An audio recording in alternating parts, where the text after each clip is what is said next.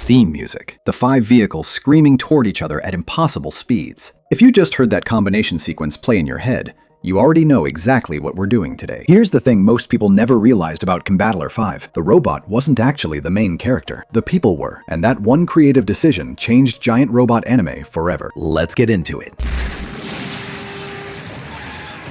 Number 10. The universe literally ran on one big idea. Everything in the show, the hero, the villains, even the reason the war started, came down to a single force. The creative team behind Combattler V built their entire fictional universe around one concept: electromagnetic energy. This wasn't just a flashy power source slapped onto the robot for cool attack names. It was the central pillar holding the entire narrative together, from the very first episode to the final frame. Combattler V drew its incredible combat abilities from this electromagnetic force. Every Chodenji attack in its arsenal was an expression of that same energy. But here's where it gets interesting. The invading Campbell Empire was also desperately chasing that exact same resource. The villain and the hero were both defined by the same fuel source. Think about what that means thematically. The writers essentially designed a universe where the thing that saves Earth is also the thing the bad guys came to steal. It gives every single battle a dual stakes quality. Combattler V isn't just fighting to win, it's fighting to protect the very energy that makes it powerful in the first place. That's tighter storytelling than a lot of live-action sci-fi from the same era could claim. We'll come back to why the Campbell Empire needed that energy so badly in just a few facts. Trust me,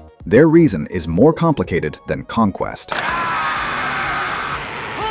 Number 9. The forgotten weapons that weren't the spin. Ask any fan to name Combattler V's signature move, and you'll get the same answer every time. But the robot had a whole arsenal people conveniently forgot. The Chodenji spin is legendary. We'll get to that properly when we talk about the pilot behind it. But Combattler V carried a much deeper electromagnetic weapons catalog than nostalgia typically gives it credit for. The robot wasn't a one-trick pony, even if one trick got all the glory. 2 weapons that deserve more recognition: the Chodenji Yo-Yo and the Chodenji Tatsumaki, which translates to Super Electromagnetic Tornado. The yo-yo in particular is one of those beautifully absurd 1970s anime concepts that somehow worked. A yo-yo, weaponized, powered by electromagnetic energy, deployed by a 50-foot super robot. Nobody was asking questions. Everyone was cheering. The Tatsumaki brought the kind of large-scale, swirling electromagnetic devastation that looked spectacular even in the animation constraints of 1976. These weren't filler attacks either. They were legitimate tactical tools used throughout the series when different situations called for different solutions. The spin got the lunchbox, it got the theme song lyric, but the full arsenal? That's what made Combattler V feel like a real fighting machine rather than just a finishing move delivery system. Number 8. The villain, who wasn't what he appeared to be. For most of the series, one enemy general stood between Earth and annihilation. Then came the twist that nobody saw coming. Great General Garuda was the face of the Campbell Empire's military threat for a significant stretch of Combattler V's run. Intimidating, relentless, and effective, he was exactly the kind of recurring villain that made you genuinely anxious when he showed up on screen. And then the writers pulled the rug out completely. Garuda wasn't a natural-born Campbellian. He was a cyborg, engineered, constructed, and deployed by the true power behind the Empire, High Priestess Oriana. Everything he believed about himself, his identity, his place in the Campbellian hierarchy, all of it was built on a foundation Oriana had laid for her own purposes. That's a heavy revelation for a 1970s robot show aimed at kids. The guy you'd been watching as the villain suddenly becomes a character with a genuine tragedy underneath his armor. He was a weapon who thought he was a warrior. The distinction matters enormously, and the show understood that. It also retroactively reframes every scene Garuda appeared in before the reveal. Good storytelling does that. It makes you want to go back and re-watch with new eyes.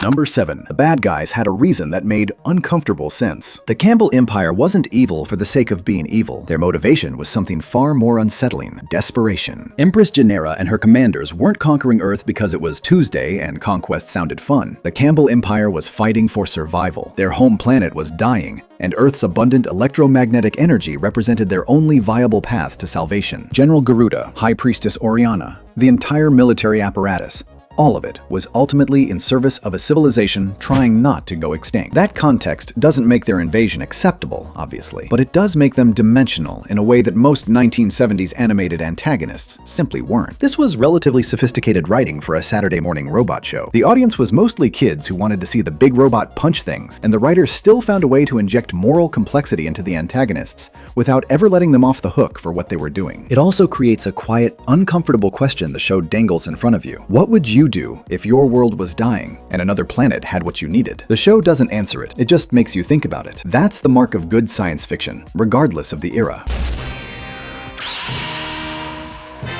Number 6. Combining vehicles wasn't just mechanical, it was mental. 5 vehicles combining into one robot sounds straightforward enough. In Combattler V's universe, it was anything but. The combination sequence that defined the show relied on something the writers called the VCon system, short for vibration control. And here's the thing. It wasn't purely mechanical engineering. The system required all 5 pilots to synchronize their vibration energy, which in the show's internal logic meant aligning their mental states and essentially merging their psychic frequencies with the technology. You couldn't just strap 5 people into 5 vehicles and hit a button. The combination only worked if the pilots were mentally and emotionally in sync. Physical skill wasn't enough. The technology demanded psychological harmony. Think about what that does for the drama. Every moment of tension between the pilots, every argument, every unresolved conflict, every bruised ego wasn't just character development filler. It was a direct threat to their combat effectiveness. A team that couldn't get along couldn't combine. That's elegant writing mechanics. The interpersonal drama was the action stakes. One of them having a bad day could literally end the world. No pressure, kids. Number 5. A toy changed how the show actually looked. The Poppy Chogokin toy of Combattler V is a collector's holy grail today, but back in 1976, it was doing something much more interesting than sitting on a shelf. Poppy's die-cast Chogokin toy of Combattler V, featuring the full 5-unit combination mechanism, wasn't just merchandise riding the show's popularity. The toy's intricate physical design actually influenced how the robot was animated in the series itself. The engineers and animators were working in tandem, each shaping the other's output. This was the golden age of the toys and anime feedback loop in Japan, and Combattler V was one of its clearest examples. Toy sales drove production budgets, production quality drove toy desirability, and the whole thing fed itself. The Chogokin line became one of the most successful toy properties of the decade. For American kids who encountered Combattler V toys through import shops, or older cousins who'd been stationed in Japan, that die-cast weight, the clicking combination mechanism, the sheer solidity of the thing, that was the show made physical. You could hold the robot in your hands. Today, those original Chogokin pieces are serious collector's items. If your parents threw yours out, we don't need to talk about it right now. We've all been through enough. Number 4. The director who refused to let robots be the point. Most shows of this era were named after their robot for a reason. One director decided the humans were more interesting. Director Tadao Nagahama made a deliberate and somewhat radical creative choice when he took on Combattler V. He shifted the narrative weight away from the robot and onto the 5 pilots operating it. Their personal growth, their internal conflicts, their evolving relationships with each other. That was the real story he wanted to tell. This wasn't cosmetic character work. Nagahama developed pilots with genuine flaws, contradictions, and arcs that unfolded across the series. Characters made mistakes rooted in their personalities, relationships fractured and repaired, people changed. In a genre that largely treated human characters as plot delivery mechanisms between robot fights, this was a significant departure. The robot was spectacular when it appeared, but Nagahama understood that spectacle without emotional investment is just noise. You needed to care about the people inside Combattler V before you can truly care whether it won. This approach would define his legacy, which brings us to the next fact, because Nagahama didn't stop at one show. Number 3. One director, 3 shows, a movement that redefined the genre. Combattler V wasn't a standalone experiment. It was the opening act of something that changed giant robot anime permanently. Director Nagahama's work on Combattler V was the foundation of what became known as the Robot Romance Trilogy, 3 consecutive series that together established a new template for the super robot genre. The trilogy prioritized complex human drama and character relationships as the primary engine of the story, with the robot action serving as the dramatic payoff rather than the main event. This was genuinely groundbreaking for 1976. The genre had been built on the spectacle of massive mechanical combat. Nagahama argued, through his work, not just his words, that the spectacle hit harder if the audience was emotionally invested in the humans piloting the machine. He was right, and the genre never fully went back. The Robot Romance Trilogy planted seeds that are still growing. Every giant robot anime that takes its characters seriously, that makes you feel something when a pilot struggles, or fails, or grows, that creative lineage traces back through this trilogy. Combattler V wasn't just a show, it was the prototype of a philosophy.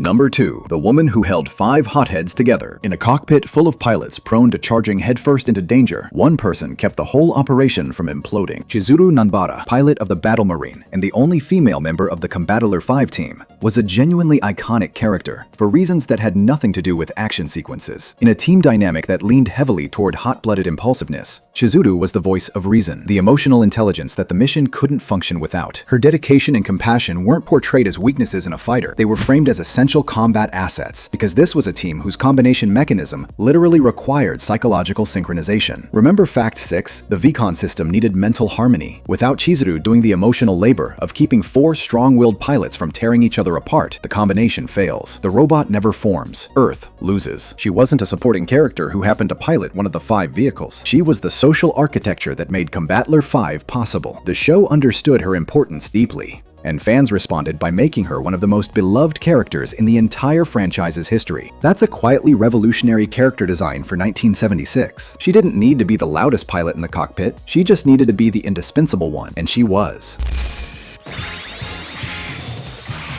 Number 1. The leader whose signature move became the show's soul. There are finishing moves, the ones that become synonymous with an entire era of animation. Huma Aoi, hot-blooded, fiercely principled, occasionally reckless, and absolutely magnetic, piloted the battle jet, forming the head of Combattler V, which made him the operational leader of the entire combination. His personality was the kind that 1970s anime did with particular excellence, burning intensity, wrapped around an unshakable moral core. You always knew where Huma stood, even when you weren't sure you agreed with his methods. His contribution to Combattler V's combat legacy was the Chodenji Spin, a high-speed electromagnetic finishing attack that became the single most recognizable element of the entire show. When Huma initiated the spin, you knew the fight was ending. The move carried the weight of his character. Overwhelming, committed, impossible to stop once it was set in motion. But here's the dimension that makes Fact 1 hit differently when you understand everything we've covered today. Huma's impulsiveness was the VCon system's greatest liability and Combattler V's greatest weapon at the same time. Too hot-headed to synchronize?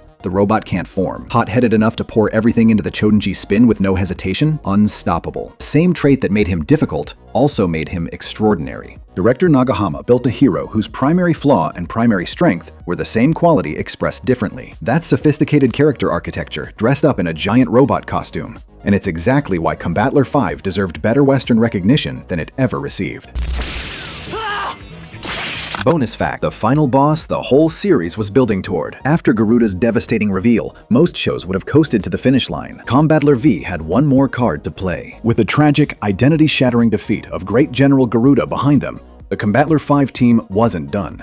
The true architect of everything the Campbell Empire had inflicted on Earth stepped fully into the light. High Priestess Oriana, the genuine power behind the Imperial throne. Oriana was the one who had created Garuda, manipulating the general who'd terrorized Earth for so long as an instrument of her will. Her defeat at the hands of Combattler V served as the climactic, definitive end to the Campbellian invasion, a conclusion that earned its finality by making you understand the full shape of what you'd just witnessed. It's a satisfying story structure. The general you thought was the villain turns out to be the most tragic figure in the whole conflict, and the person truly responsible for the war gets confronted last. Earth's desperate struggle for survival resolves at the highest possible stakes. Here's what Combattler V actually was, underneath all the electromagnetic finishing moves and 5 vehicle combination sequences. It was a show about 5 deeply imperfect people who learned to function as one.